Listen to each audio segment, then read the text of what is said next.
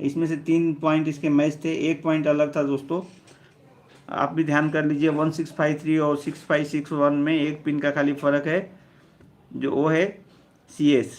Current sense जो रहता है उसका, जो वहाँ से ड्राइव जाता है सेंस के लिए, जो वोल्टेज जाता है थोड़ा सा, वो कनेक्शन अलग था। एक का 5 नंबर है और एक का 4 नंबर है। L6/61 का 5 नंबर है और 1653 का 4 नंबर है। यही फ़र्क था। यहीं से बहुत बारीकी से ट्रैक करने के बाद में मालूम पड़ा और हमने वो किया, तो उसके बाद वो सप्लाई ओके हो गई। तो दोस्तों ये भी सप्लाई हमारी ओके